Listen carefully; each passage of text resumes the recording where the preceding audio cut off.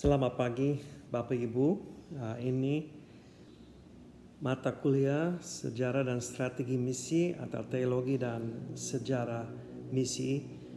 Kita akan membahas tentang beberapa hal dalam sejarah gereja berkaitan dengan misi dan strategi-strategi apa yang dipakai dalam sejarah itu oleh gereja dan orang misi, dan bagaimana strategi itu bisa diterapkan masa kini. Jadi kita akan melihat beberapa hal dari sejarah secara singkat. Tidak bisa membahas semua orang, tokoh, misi atau gerakan, tetapi kita akan melihat beberapa gerakan yang efektif dan khususnya yang mungkin inovatif, yang baru, yang bisa dipakai atau bisa menjelaskan atau mengembangkan sesuatu strategi yang baru yang masih bisa diterapkan masa kini. Jadi ini rencana saya untuk mata kuliah ini. Nah, sama seperti minggu lalu dengan Christian Spirituality, kita akan menonton ceramah yang diupload di YouTube sama seperti ini. Dan setelah ceramah ini selesai, ada beberapa soal diskusi yang Bapak Ibu bisa memikirkan, merenungkan, dan kirim lewat grup WA tanggapan terhadap soal-soal itu, dan lewat WA kita bisa diskusi.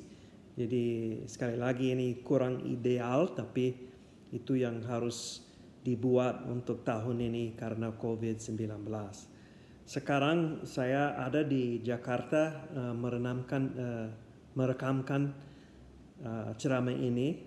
Kami baru tiba dari Jakarta tanggal 4 Mei dan melewati semua pemeriksaan kesehatan, dan sebenarnya dapat rapid test COVID dan negatif.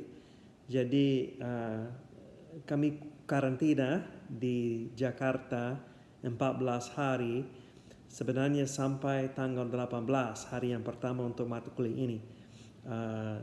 Tapi ada kemungkinan kami tidak bisa kembali ke Makassar sampai tanggal 2 Juni karena larangan yang dibuat oleh pemerintah.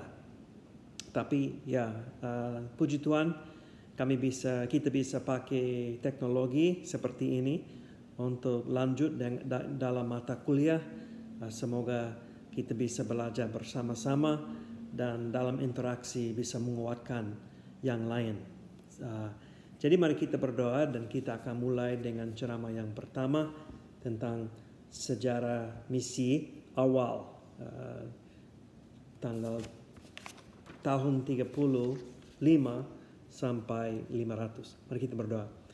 Bapa kami di surga, kami berterima kasih atas kesempatan untuk kumpul lewat YouTube, lewat WA, dan bisa saling menguatkan. Tolong kami untuk belajar dengan baik dari sejarah misi, sejarah gereja yang bersifat misi, supaya kami bisa bertumbuh dalam strategi yang efektif untuk misi masa kini. Kami berdoa dalam nama Yesus Kristus. Amin. Saya harap Bapak Ibu sudah selesai dengan ketiga tugas itu. Tugas yang pertama tentang 5 pokok yang menarik dari sejarah misi atau 5 strategi, 5 isu. Itu akan dibahas hari ini, bagian yang terakhir. Besok tanggal 19 makalah pendek tentang Yohanes pasal 14 ayat 6 bisa dibahas untuk sesi yang terakhir, dan hari Rabu tanggal 20 makalah tentang apakah harus ada penginjilan atau misi kalau semua sudah terpilih. Nah, jadi ini berdasarkan buku yang bagus sekali, J.I. Packer, Evangelism and the Sovereignty of God, dan ada beberapa buku lain. Jadi kita akan membahas itu sesi yang terakhir hari Rabu, dan saya minta Bapak Ibu untuk serahkan makalah pendek itu kepada saya lewat email atau WA, dan kita bisa berdiskusi bersama-sama. Jadi ini sesi yang terakhir untuk setiap hari, dan makalah yang lebih besar itu akan diserahkan nanti. Jadi ini rencana kita. Mari kita mulai. Kalau kita berbicara tentang sejarah misi, kita bisa langsung membaca dari Matius pasal 28, karena ini harus menjadi, menurut saya harus menjadi sifat gereja, bukan pilihan, bukan hal yang mungkin bisa dibuat atau tidak. Ini sesuatu yang wajib untuk gereja, karena Yesus mengutus murid-muridnya, bukan murid saja, murid maksud saya rasul-rasul, tetapi kita semua, karena kita adalah warisan dari murid-muridnya, dari pengajaran mereka, dari pekerjaan mereka. Dan Yesus berkata dalam Matius pasal 28 ayat 18, Yesus mendekati mereka dan berkata, "Kepadaku telah diberikan segala kuasa di surga dan di bumi." Jadi langsung kita tahu bahwa otoritas atau hasilan dalam misi berdasarkan sebenarnya bukan strategi, walaupun itu penting, kita akan membahas itu penting sekali, tetapi itu berdasarkan otoritas Yesus. "Kepadaku diberikan segala kuasa di surga dan di bumi." Jadi semua kuasa diberikan kepada Yesus. Oleh karena kuasa itu, jemaat Yesus bisa bersifat bermisi. Dan Yesus lanjut, "Karena itu pergilah, jadikanlah semua bangsa muridku, dan baptislah mereka dalam nama Bapa dan Anak dan Roh Kudus. Dan ajarlah mereka melakukan segala sesuatu yang telah kuperintahkan kepadamu. Dan ketahuilah, aku menyertai kamu senantiasa sampai kepada akhir zaman." Jadi Bapak Ibu mungkin pasti sudah tahu bahwa dalam ayat yang ke-19 hanya adalah satu kata kerja yang aktif. Itu seperti perintah. Jadikanlah semua bangsa muridku. Jadikanlah semua bangsa muridku. Memuridkanlah semua bangsa. Dan bagaimana itu bisa dibuat? Kata kerja yang membantu imperatif itu, memuridkanlah, adalah pergi, membaptis dan mengajar. Jadi Yesus mendorong jemaatnya, murid-muridnya untuk memuridkan. Nah, memuridkan siapa? Semua bangsa. Semua bangsa. Bukan hanya orang Yahudi saja, tetapi orang non-Yahudi sampai ke ujung bumi. Nah, bagaimana bisa memuridkan? Lewat pergi. Ini karakter misi, harus pergi kepada bangsa yang suku baru yang belum terjangkau. Yang kedua, baptiskanlah. Jadi dalam pengajaran, dalam itu ada keputusan untuk menjadi pengikut Kristus. Dan ajarlah. Jadi dalam doktrin yang pas, dalam firman Tuhan, dalam karakter yang sesuai dengan kehidupan orang yang menjadi pengikut Yesus Kristus. Dan ini yang pertama. Yang kedua, ini pasti Bapak Ibu sudah tahu, ayat ini menjadi dasar misi juga, adalah Kisah Para Rasul pasal 1 ayat 8.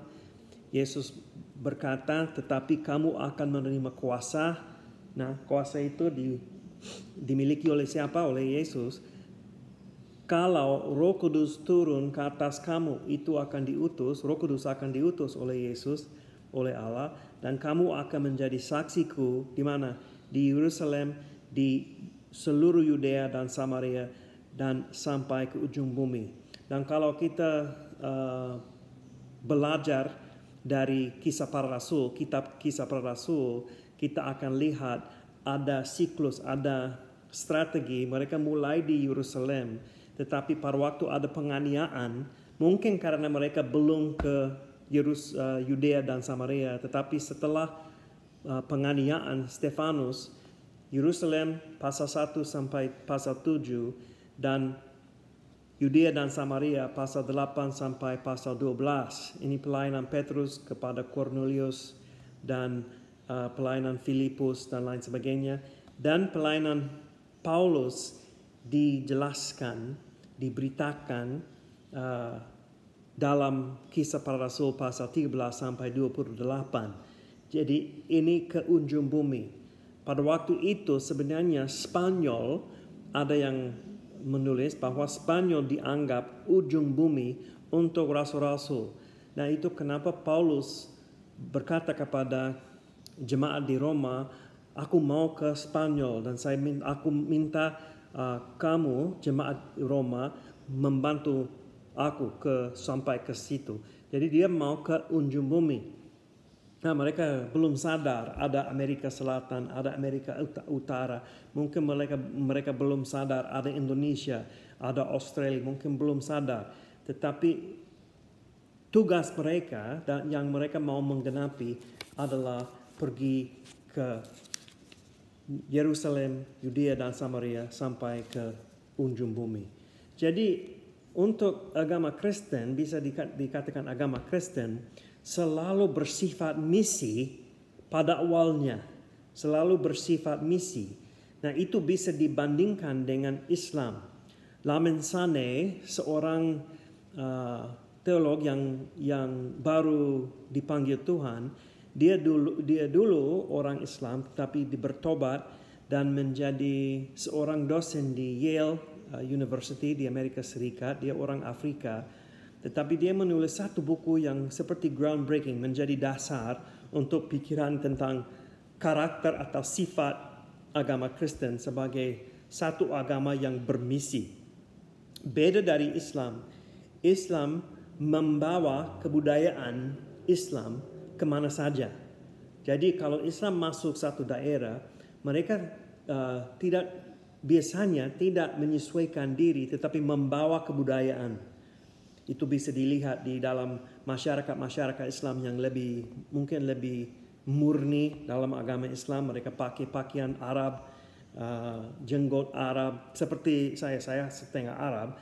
Jadi mereka membawa kebudayaan ke tempat-tempat. Dalam buku yang ditulis Lamin Sanneh, dia menjelaskan translatability of the gospel. Jadi maksudnya Injil bisa menyesuaikan diri. Itu bisa diterjemahkan secara metafora. Diterjemahkan dalam kebudayaan apapun. Sampai pokok Injil tidak berubah. Tetapi yang berubah adalah kulitnya, pakaiannya, sifat karakter. Ya. Jadi orang yang bisa menjadi pengikut Kristus sebagai orang Afrika Selatan, sebagai orang Nigeria, sebagai orang Indonesia, sebagai orang Korea, sebagai orang Amerika Serikat, bisa menjadi pengikut Kristus dalam kebudayaan itu, dan warnanya, tanda kutip, atau penglihatan seperti orang dari itu. Nah, jadi ini karakter agama Kristen bisa diterjemahkan, translatability, bisa diterjemahkan di tempat masing-masing, di mana saja. Karena itu yang dibuat Yesus, inkarnasinya, dia menjadi manusia, dia menjadi firman menjadi manusia, supaya dia bisa menyelamatkan kita. Nah, kalau kita lihat sifat dalam gereja mula-mula, sebelum mereka pergi, bisa dikatakan mereka satu dan berbeda. Jadi mereka bercampur. Pada waktu Petrus mulai berkhotbah setelah Roh Kudus turun ke atas mereka, Petrus mulai berkhotbah di Yerusalem, di kotanya, dengan berani. Dia menjelaskan bahwa Yesus yang dibunuh, yang disalibkan adalah Tuhan, yang dibangkit, dan dia akan menjadi hakim yang akan datang untuk menghakim orang yang menolak dia. Pada waktu itu banyak orang ada di Yerusalem dari seluruh kekaisaran Romawi yang berbicara dalam bahasa yang unik, yang bahasa mereka sendiri. Nah, mereka mendengar Injil dalam bahasa mereka masing-masing. Jadi mereka langsung jemaat memiliki orang dari beberapa kebudayaan. Jadi mereka berbeda, tetapi mereka satu. Mereka bersatu, makan bersatu, mereka berdoa bersatu, mereka bersama-sama, mereka belajar dari ajaran firman Tuhan bersama-sama.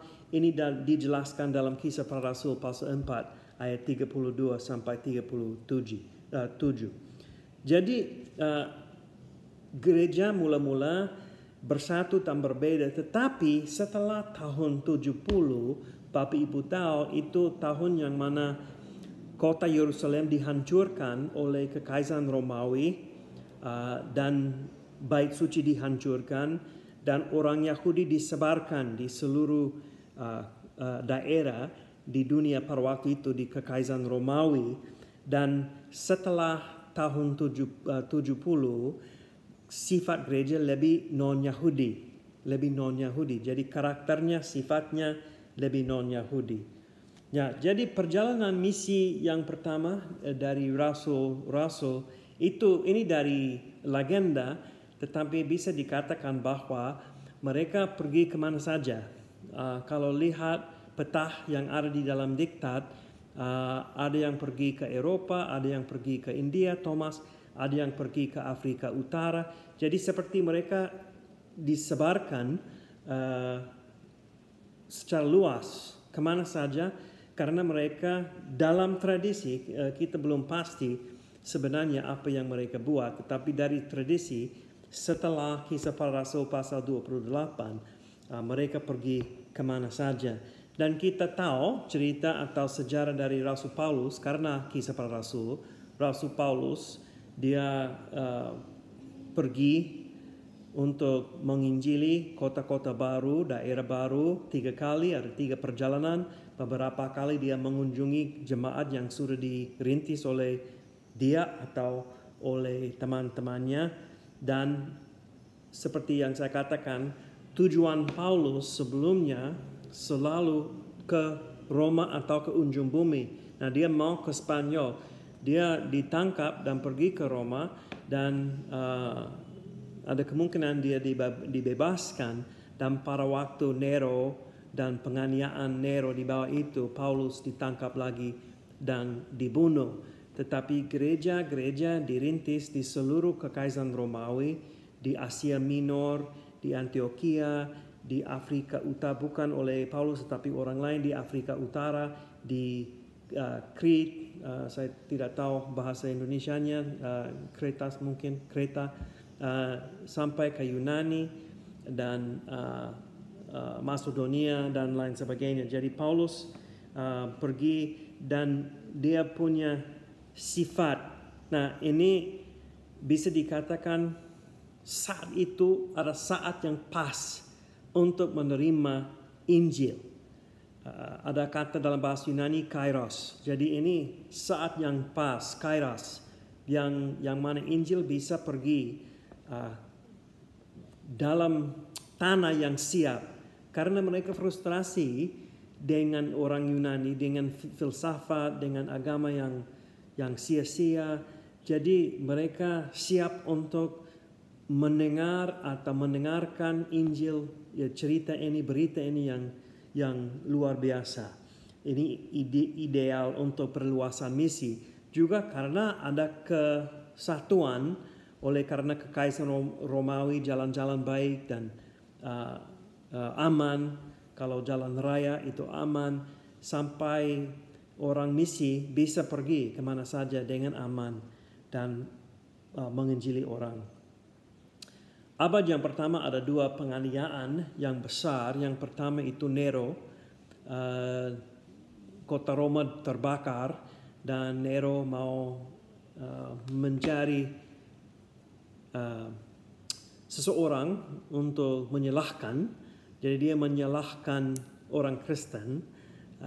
Jadi banyak orang Kristen dibunuh, mereka terbakar, mereka dimakan oleh binatang di arena, dan banyak yang menderita.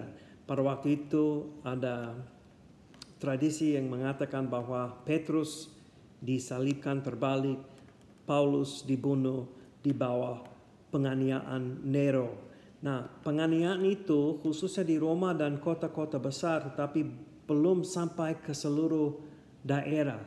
Jadi mungkin kita memikirkan, wah itu semua yang menderita. Sebenarnya bukan semuanya, tetapi banyak. Tetapi gereja menjadi lebih serius, lebih bersifat misi setelah itu. Itu tidak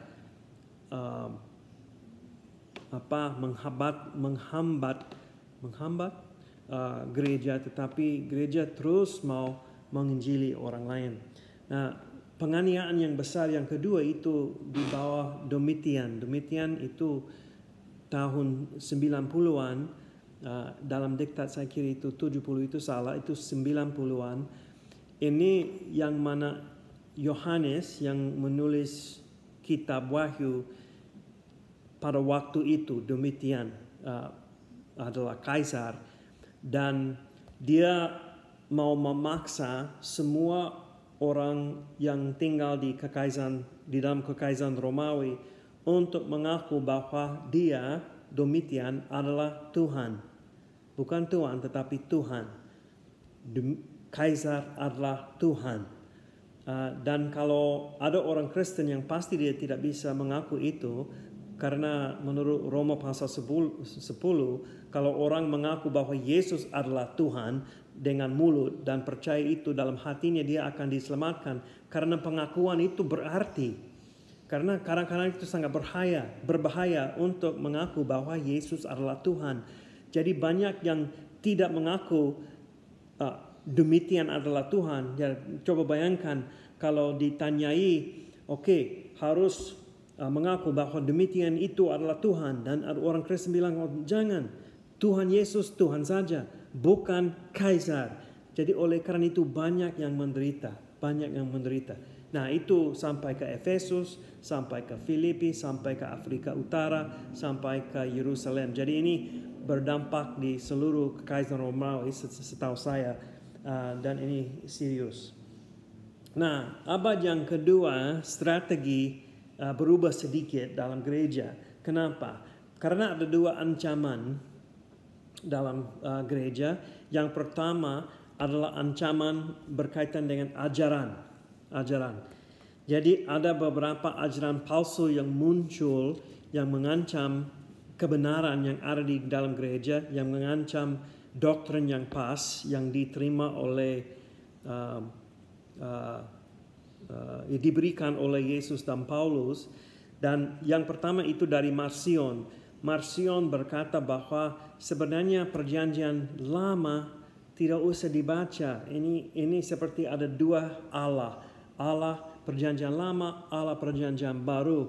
Dan Injil tidak itu seperti perjanjian lama. Jadi hanya perlu membaca surat-surat Paulus.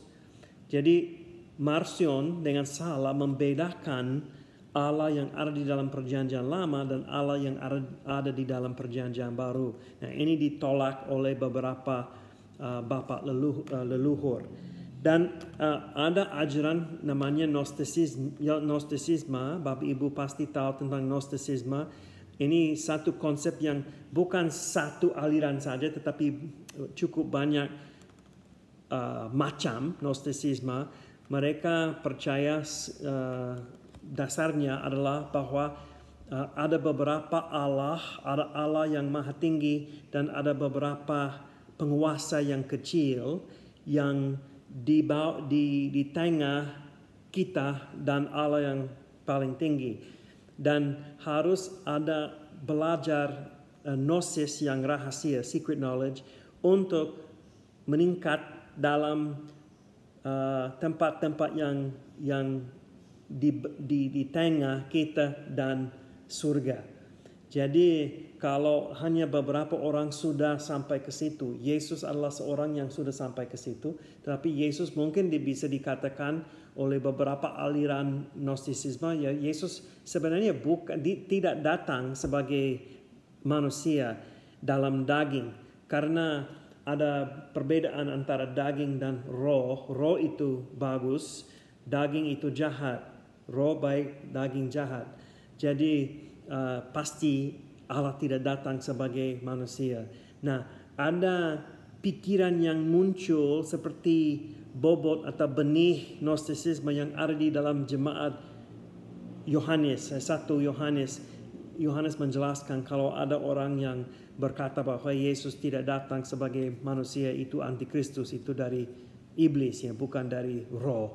Jadi ini bibitnya dari pikiran atau sistem Gnostisisme yang sebenarnya sudah matang pada abad yang kedua.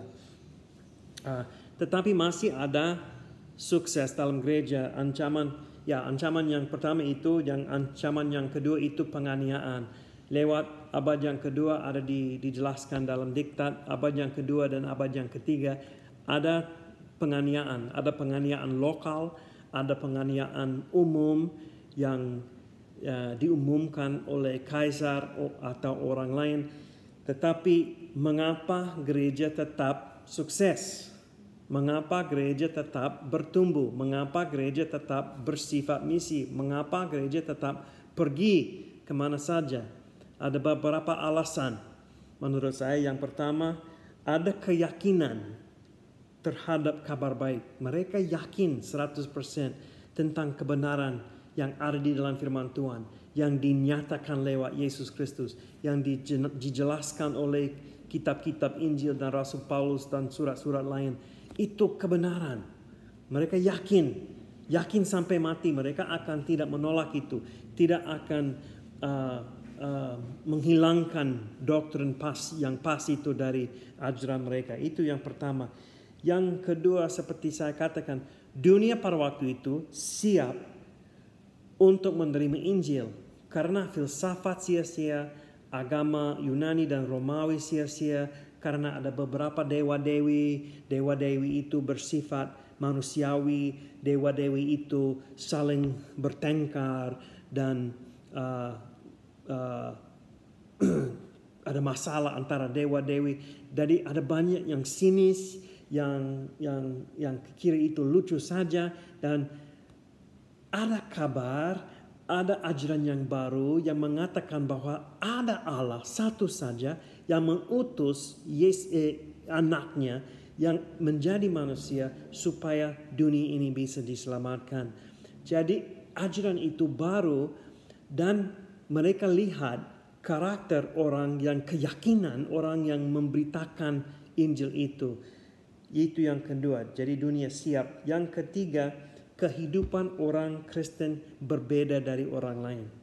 Itu jelas sekali. Kehidupan orang Kristen berbeda dari orang lain di situ. Jadi kalau kita memikirkan tentang ini, kalau ada penyakit seperti COVID, pada waktu Romawi, kalau ada tulah yang masuk satu kota, orang lain keluar, berlari dari kota itu.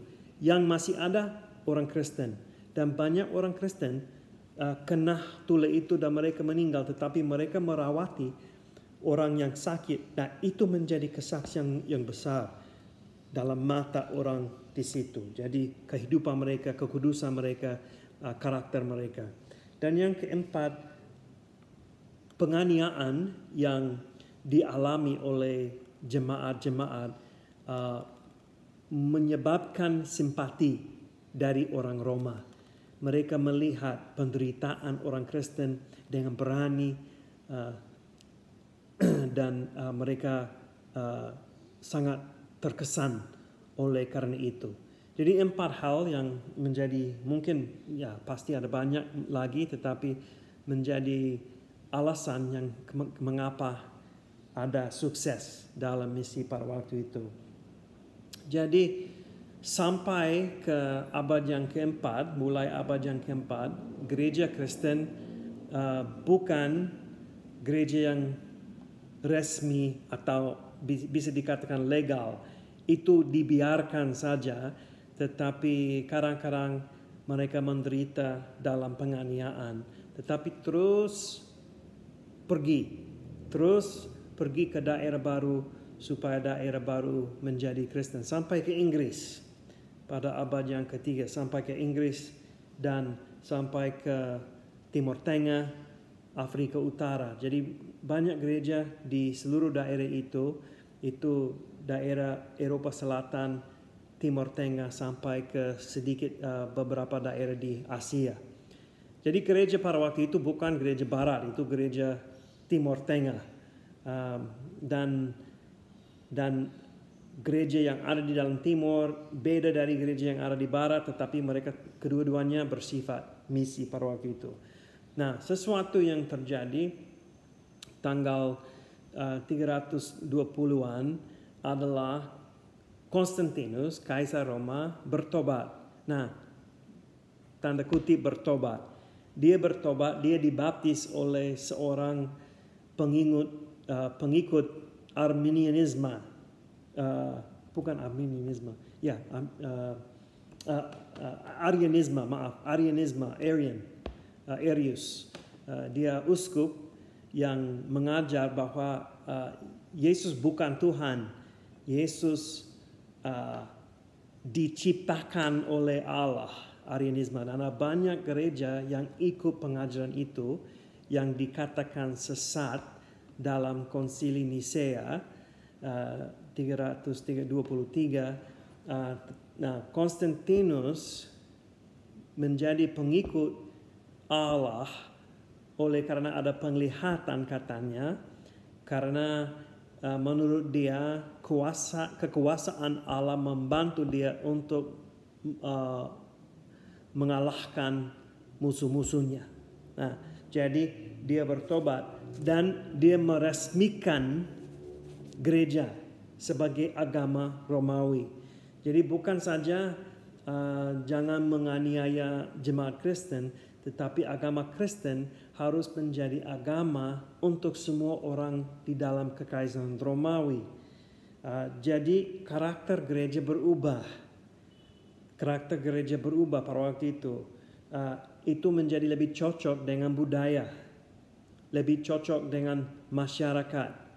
Jadi untuk jadi orang Kristen atau bukan orang Kristen, kebanyakan orang yang ada di dalam masyarakat, oleh karena itu diresmikan oleh Kaisar Konstantinus, dikatakan lebih baik menjadi Kristen. Itu lebih aman, itu lebih bermanfaat untuk menjadi orang Kristen. Gereja menjadi lebih jadi organisasi yang tepat. Jadi organisasi dengan gembala, uskup agung, jadi kepemimpinan lebih pas. Dan posisi atau kedudukan untuk kepemimpinan itu bisa dibayar, bisa diberikan oleh kaisar, bisa menjadi kompetisi dan lain sebagainya. Itu lebih aman. Untuk menjadi Kristen lebih aman. Dan konsili menghadap masalah doktrin. Nah, mungkin itu bisa dikatakan sesuatu yang bagus. Karena ada kesatuan dalam kekaisaran, sebenarnya bukan kesatuan karena ada Arianisme. Tetapi karena gereja menjadi resmi, kaisar bisa panggil uskup-uskup dari seluruh gereja untuk kumpul dan menyelesaikan masalah tentang doktrin. Nah, itu Konsili Nisea yang pertama dipanggil oleh Konstantinus untuk membahas tentang masalah Arianisme.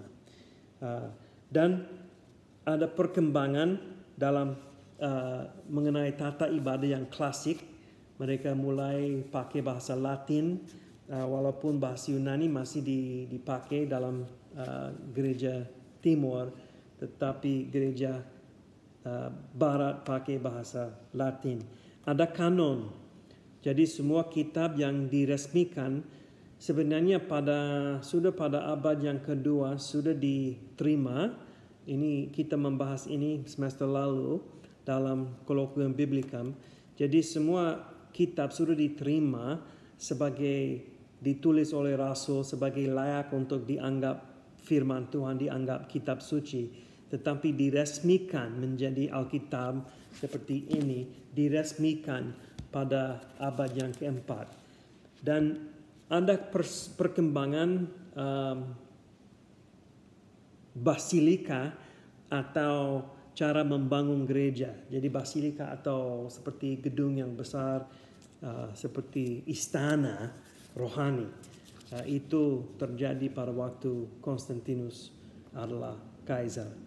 Nah, dengan itu adalah suatu reaksi atau gerakan biarawan-biarawati yang pertama.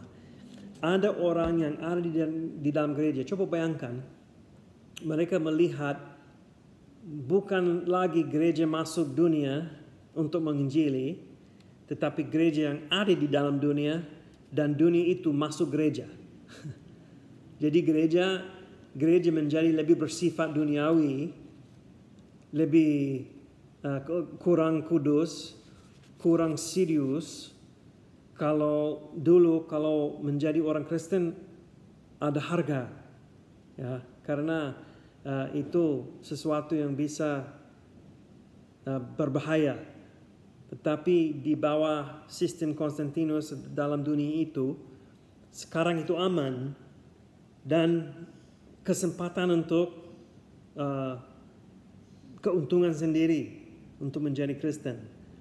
Jadi ada yang melihat itu dan mereka khawatir gereja akan menjadi lebih lemah dan mereka tidak bisa, menurut mereka tidak bisa mengubah itu dari dalam. Jadi mereka keluar dan membangun sistem-sistem komunitas yang mana mereka bisa belajar firman Tuhan dan menginjili daerah-daerah di sekeliling komunitas itu.